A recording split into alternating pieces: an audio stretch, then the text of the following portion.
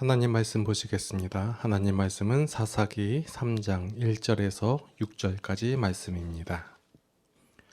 여호와께서 가나안의 모든 전쟁들을 알지 못한 이스라엘을 시험하려 하시며 이스라엘 자손의 세대 중에 아직 전쟁을 알지 못하는 자들에게 그것을 가르쳐 알게 하려 하사 남겨두신 이방 민족들은 블레셋의 5 군주들과 모든 가나안 족속과 시돈 족속과 바알 헤르본 산에서부터 하맛 입구까지 레바논 산에 거주하는 히위 족속이라. 남겨두신 이 이방 민족들로 이스라엘을 시험하사 여호와께서 모세를 통하여 그들의 조상들에게 이르신 명령들을 순종하는지 알고자 하셨더라. 그러므로 이스라엘 자손은 가나안 족속과 헷 족속과 아모리 족속과 브리스 족속과 히위 족속과 여부스 족속 가운데 거주하면서 그들의 딸들을 맞아 아내로 삼으며 자기 딸들을 그들의 아들들에게 주고 또 그들의 신들을 섬겼더라. 아멘. 자, 우리가 말씀을 읽을 때 그 말씀이 쓰여진 정황이나 상황 그리고 의도를 파악하지 못하고 문자 그대로 그냥 인식하게 되면 오해하기가 쉽습니다. 그냥 글씨가 이렇게 쓰였으니 이것이 맞지 않냐라고 말씀들을 하시는데, 이 글씨를 그냥 그대로 받아들이는 것이 아니라 이 말이 쓰여진 상황도 아셔야 되고 정황도 아셔야 되고 의도도 알아야 그것이 어떤 의미를 가지고 어떤 내용을 가지고 있는지를 파악할 수가 있을 것입니다. 자, 사사기 내용 1장에서 내용, 그리고 2장에서 내용, 그리고 3장에서의 내용이 각기 다 달라요. 1장에서는 이스라엘 민족들이 가나안 백성들을 쫓아내지 못했다라고 얘기해요. 뭐 철병거도 있고 강한 백성들이고 키도 크고 그래서 쫓아내지 못한 것다라고 얘기하고, 2장에서는 또 그 조상들이 여호와의 말씀에 순종을 하고 쫓아내지 않은 것이다 라고 얘기를 하고 그래요. 이건 쫓아낸 것이에요? 쫓아내지 않은 거예요? 제가 지난번에 말씀을 드렸죠. 쫓아내지 않은 거라고 했어요. 왜 일부러 안 쫓아냈나요? 여러 가지 내용들이 나와요. 그럼 가나안 백성들이 힘이 세서, 아니면 또 거기 문화를 우리가 받아들이고, 아니면 불쌍해서, 여러 가지 내용들이 나오는데, 이유들이 나오는데, 그 내용들이 그들이 원하는 가치와 가나안 백성들이 갖고 있는 가치와 일치했기 때문에, 하나님 말씀에는 별로 동의가 안 됐기 때문에 그렇게 행동한 거다라고 말씀을 드렸어요. 자, 근데 오늘 3장에서 보니까 하나님께서 가나안 백성들을 일부러 남겼다라고 얘기하는 거예요. 왜 일부러 남겼는지 살펴보니까 이스라엘 백성들이 잘하나 못하나 시험해 보려고, 그 시험 용도로 하나님께서 남겼다라는 거예요. 그러면 하나님께서 의도를 가지고 이렇게 남겼으니까 이스라엘 백성들이 아무리 쫓아내려고 해도 못 쫓아낸 거 아니냐, 이런 생각이 드는 거예요. 이스라엘 백성들을 쫓아내고 싶었는데 하나님께서 남기려고 했으니까 아무리 인간이 노력하고 애를 써도 신께서 그렇게 마음을 먹었기 때문에 못한 것이다 라는 얘기가 나올 수 있다는 거예요. 가나안 종족들이 백성들이 이렇게 남게 된 것은 하나님의 계획 가운데 있는 것이다. 이런 말도 안 되는 내용을 우리는 잘도 받아들이고 있어요. 우리가 일반적으로 삶을 살면서 이런 얘기 많이 하잖아요. 나에게 이런 시련과 고난이 다가온 것은 하나님께서 나를 더 크게 들어쓰시려고, 아니면 나를 단련하셔서 정금 같게 하시려고, 아니면 나를 더 좋게 하시려고 하나님께서 남겨두신 것이다. 하나님께서 시험하신 것이다. 이런 내용들을 아무렇지도 않게 얘기한단 말이에요. 근데 막상 들어보면 다 하나님께서 하신 거 맞고, 그래서 제가 많이 듣던 내용은 그러면 하나님께서 우리의 인생을 장난처럼 여기시는 것인가? 그냥 하나님의 계획 가운데서 우리는 단지 꼭두가시처럼 움직이고 다 섭리 가운데 있는 것이고 이렇게 행동하고 한 것. 그러면 나는 한 게 아무것도 없는가? 이런 얘기를 한단 말이에요. 그래서 어떤 사람들이 생겼냐면 어떤 죄를 짓고도 이거 하나님의 섭리 가운데 있는 것이다. 내가 잘못하고 한 것도 하나님께서 어떤 것을 목적을 이루기 위해서 그 부분 중에 하나이기 때문에 나는 정당하다. 이런 말 같지 않은 내용들을 말하는 사람들이 있단 말이에요. 그것도 교회인들이. 그리고 자신의 어떤 욕심이나 아니면 자신의 무지함으로 인해서 일어난 결과들을 가지고 결국은 그게 좋은 방향으로 되어지고 좋은 결과를 얻게 되니까 그것을 하나님께서 역사하신 것이다. 하나님께서 계획하신 것이다. 하나님께서 섭리하신 것이다 라고 말하는 경우를 봐요. 자, 이런 말씀을 우리가 들을 때 일반적인 성도들은 그렇습니다 라고 받아들여는 그 마음씨 착하고 순진하고 착한 성도들이 많기 때문에 그걸 그냥 받아들여요. 그런데 한 발짝만 밖에 서서 밖에 세상 사람들이 그 내용을 듣잖아요. 하나님은 어떤 분이에요? 인자하시고 자비하시고 사랑이 많으신 분일까요? 아니면 사이코예요? 사이코처럼 느껴져요. 저게 뭐 하는 짓이냐라고. 그래서 우리가 이러한 생각을 가지고 오늘 본문도 읽어 나가면 하나님께서 이스라엘 백성들을 잘하나 못하나 시험해 보시려고 이렇게 남겨두신 거다. 이 말씀은 그냥 그대로 받아들인단 말이에요.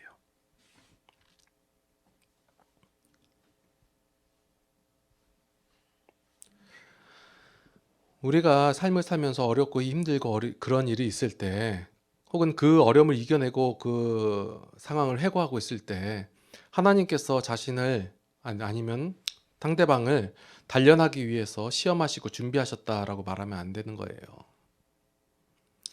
많은 기독교인들이 이렇게 말하는데 이러면 인간의 삶이 하나님의 장난 가운데 놀아나 버린 것처럼 보이게 되는 거예요. 하나님께서는 꼭 이런 식으로 단련해야만 하나요? 뭔가 크게 되려면 꼭 그렇게 막 굴리고 막 굉장한 테스트를 거쳐서 그래야만이 하나님께서 꼭 그 일을 이루실 수 있나요? 그런 거는 하나님 아니어도 돼요. 뭔가 목적을 세워놓고 그것을 이루기 위해서 훈련시키고 연습시키고 하는 거는 하나님 아니어도 할 수 있어요. 근데 우리가 이러한 일반적인 생각과 가치 그리고 기준, 원리를 갖고 있기 때문에 여전히 죄의 사고방식을 갖고 있기 때문에 하나님께서도 인간들을 그렇게 대하실 것이다 라는 생각으로 하나님을 바라보기 때문에 하나님을 그렇게 오해하고 있다라는 거예요. 자, 다시 한번 제가 한번 질문을 던질게요. 어떤 목적을 위해서 그 성도들을 단련한다고 했는데 꼭 단련해야 되나요? 예를 들어서 하나님께서 그 많은 사람들을 구원하기 위해서 전도를 하기 위해서 어떤 목적을 세운 거예요. 예를 들어서 교회를 크게 한다. 쉽게 교회를 한 10배 늘리겠다. 면적을. 그래서 그 목적을 세우고 여러 가지 시련과 고난을 통해 가서 결국은 그렇게 넓어졌어요. 예. 하나님의 목적이 그걸까요? 그리고 있는 그대로 쓰면 안 되나요?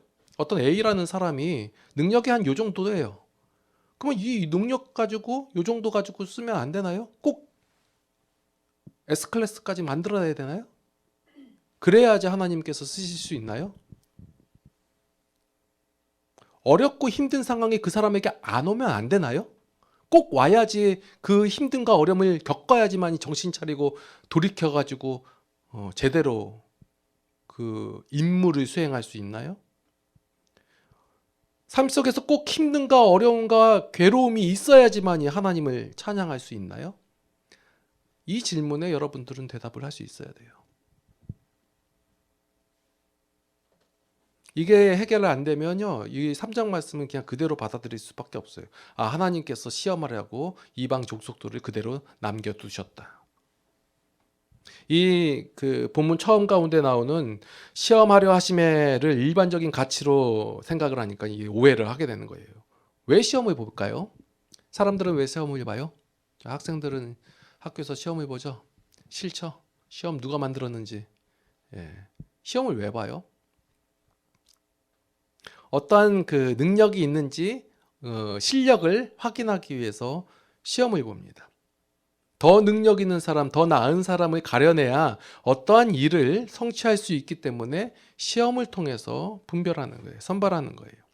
그런데 하나님께서는 이러한 선발이 필요 없으세요. 여러분 사사기만 읽어봐도 하나님께서 어떠한 특별하고 탁월하고 능력 있는 사람을 사사로 세우지 않으셨다는 게 12번이나 증명하고 있어요. 그러니까 여러분들이 생각하실 때, 말씀을 볼 때, 아니면 기독교 생활을 하실 때 하나님적 가치로 바라보셔야지 신앙생활이 안 힘들어요.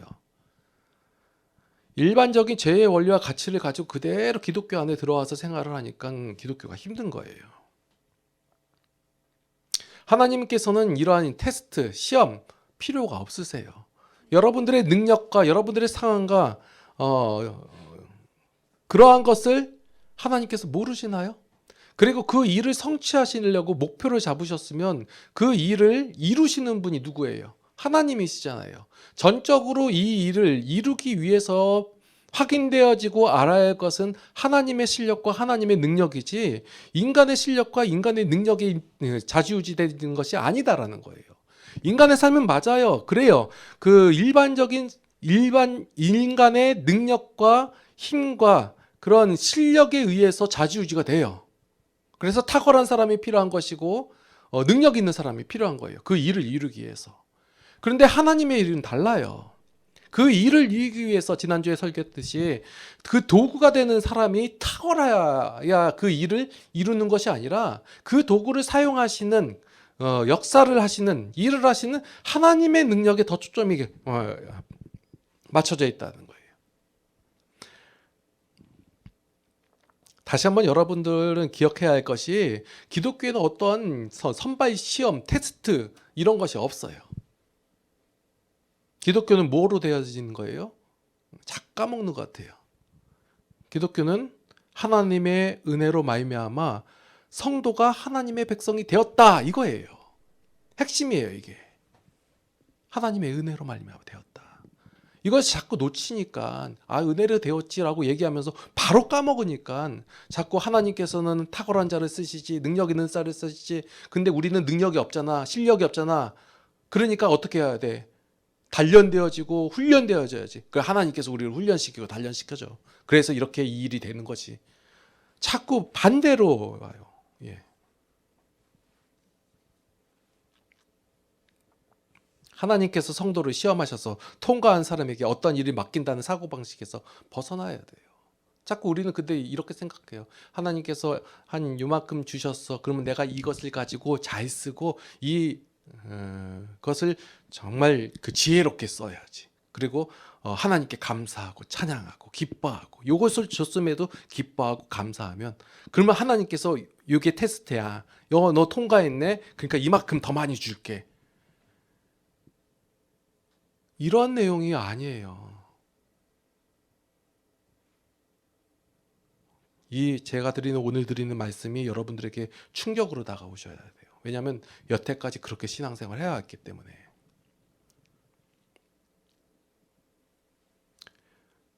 여러분들 어떤 도구에 집중하지 마시고 하나님께 집중하세요. 세상에서는 무엇인가 얻고 이루고자 한다면 세상의 수단과 방법을 따라야 정상이에요.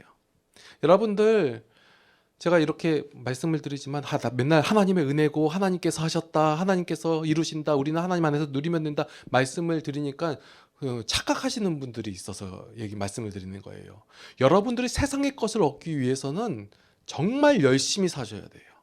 노력하셔야 되고 애를 쓰셔야 되고 여러분 것을 희생하면서 해야지 세상의 것을 얻을 수 있어요. 쉽던가요 여러분들? 남의 주머니에 있는 돈을 내 주머니로 갖고 오는 게 그게 쉽던가요? 세상 속에서 여러분들 다 치열하게 사시잖아요. 그래서 얻어가잖아요. 가만히 있으면 하나님께서 다 이런 거 주실 거야. 하나님께서 여러분들에게 주신 것은 물론 이런 것들도 있어요. 그게 근데 목적이 아니에요.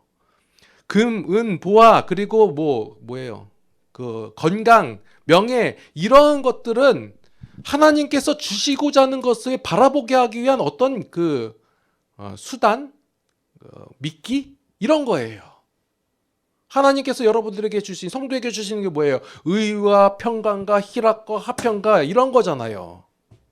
이런 것을 주기 위해서, 하나님의 것을 주기 위해서 그냥 미끼로 주는 게 뭐예요? 여러분들이 생각하는 문제 해결하는 거, 그게 여러분들이 바라보고 있는 가장 힘들고 어렵고 간절한 것이기 때문에 하나님께서 들어주세요. 근데 그것만이 하나님께서 주시는 것이다라고 치부하지 말자고요. 세상의 방식을 따르세요. 그래야지 세상의 것을 얻어요. 마치 하나님께서는 정말 불공평해 보여요. 일반 기독교에서 전하는 하나님은 죽어라고 열심히 하고 공부하고 노력하고 애쓴 사람이 좋은 대학 가야죠. 근데 그거 하나도 안 해요.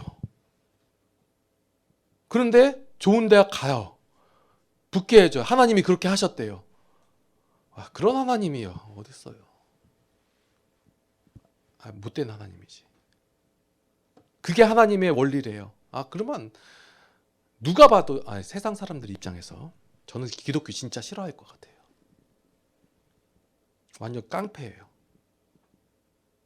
그 하나님 깡패다라는 얘기 아니라 일반적으로 알고 있는 그 하나님의 모습이 그렇게 보인다는 얘기예요.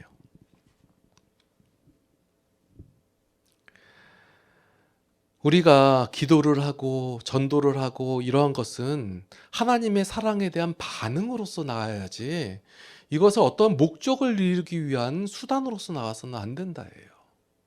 여러분들 기독교인의 삶을 살아가는 것, 그거 뭐예요? 치열하게 삶을 살아가고 그러면서 그 가운데 하나님의 심정과 마음으로서 대하는 거예요. 이것은 우리에게 억울함이나 아니면 힘듦이 있지를 않아요. 이 마음으로 하기 때문에 기꺼운 마음으로 하는 거예요. 그거 아니어도 나는 충분하다 이거예요. 그래서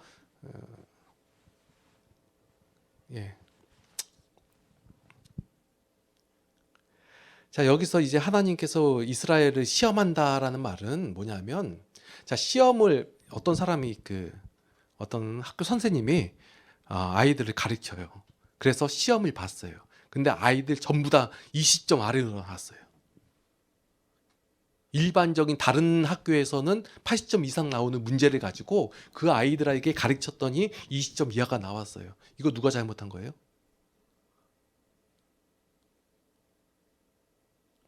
그 학교 아이들이 다 꼴통이라서 그렇게 나왔나요? 일반적인 애들이 갖다 놨다고 치면, 전제가 그러면요. 이건 선생님이 잘못한 거예요. 가르쳐야죠. 하나님께서 시험하신다는 말은 어떻게 시험을 통과한 놈들 살려주고 못한 놈들 벌 주고 이게 아니라 하나님께서 가르치겠다는 선포예요. 내가 너희들을 다시 가르쳐서 이걸 통해서 알려주겠다. 그러면 누가 열심히 일해야 돼요? 하나님께서 일하시겠다는 표현이에요. 전쟁을 알지 못한다라는 그 말은 모른다가 아니라 이스라엘 백성들이 그 전쟁의 역사는 다 알고 있어요. 그걸 모르겠어요? 다 알죠. 그런데 인정하지 않는다는 거예요. 그것이 그 전쟁이 하나님으로 말미암아 이루어졌다. 하나님의 행하심으로 말미암아 이루어졌다. 너에게 주신 하나님의 은혜다라는 것을 그 이스라엘 백성의 자손들이 인정하고 있지 않다라는 거예요. 역사를 모르는 것이 아니라 인정하고 싶지 않은 거예요. 자신들이 생각하는 그 가치가 더 좋아 보이는 것을 선택하는 것이 하나님을 인정하지 않고 있는 거예요.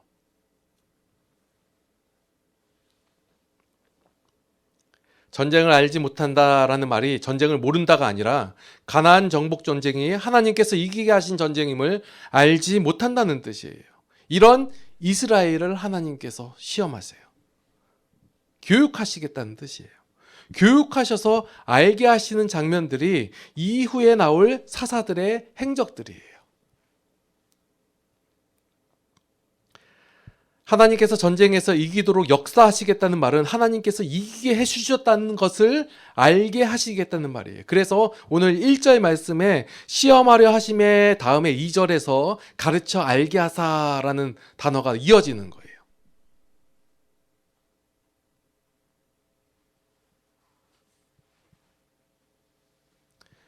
그러니까 말씀을 읽을 때 모른다. 전쟁을 모르니까 전쟁을 가르쳐야지. 무슨 하나님이 전쟁 광이에요? 그러니까 구약의 하나님이 그렇게 보이지. 전쟁을 모른다란 말은 인정하지 않는 거예요. 전쟁이란 거 알아요. 그런데 그 전쟁이 누구로 말미암아 하나님으로 말미암아 이루어지고 하나님께서 역사하신 사건이라는 사실을 인정하지 않는다는 거예요. 그것을 이제 가르쳐 알게 하시겠다라는 말씀이에요. 자, 5절에서는 재미있는 표현이 나와요. 어떤 표현이 나오냐면 자, 이스라엘 자손 가운데 가나안 족속들이 원래 쫓아내야 되는데 다 못 쫓아냈으니까 그 가운데 거류하면서 살잖아요. 그죠? 1장, 2장에서 그렇게 표현이 돼요. 근데 3장에서 지금 5절에서 뭐라고 얘기하냐면 가나안 족속 가운데 이스라엘 백성이 거류한다라는 표현으로 나와요.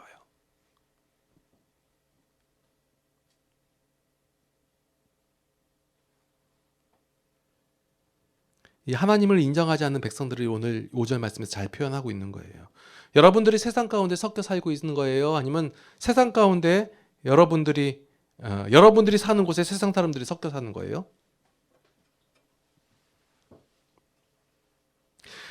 여러분들이 세상의 가치와 원리를 인정하고 살아갈 때 세상 가운데 섞여서 사는 것이고, 하나님을 인정하면서 살고 있을 때 여러분들의 삶 속에 세상 사람들이 섞여 있는 것이에요. 같은 내용이지만 같아 보이지만 전혀 다른 내용을 갖고 있는 거예요. 왜 우리 성도들이 세상 가운데서 어깨를 펴고 힘있게 살아가야 하는가? 라는 내용이 이거예요. 하나님의 원리 가운데 하나님의 가치로 하면 죄의 것을 충분히 이길 수 있다라는 이것을 가지고 살아가는 거예요. 그러니까 여러분 가운데 세상 사람들이 섞여서 살고 있는 거예요. 그런데 그렇지 않냐고 여전히 죄의 가치와 원리를 가지고 세상을 살아간다면 여러분들이 세상 가운데서 섞여서 살고 있다라는 거예요.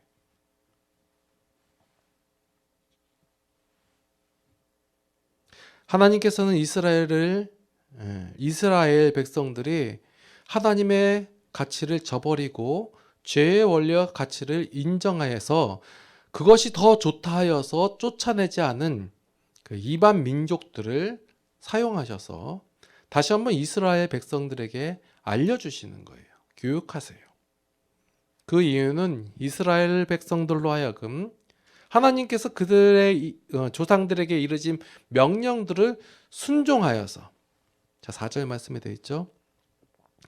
여호와께서 모세를 통하여 그들의 조상들에게 이르신 명령들을 순종하는지, 그러니까 하나님께서 더 좋다, 이것이 훨씬 더 너에게 좋은 것이다 라고 알려준 것을 인정해서 그것이 옳다 하게 하여서 하나님께서 주시는 그 무궁한 복락을 누리며 살게 하고자 하신 것이다 라는 거예요.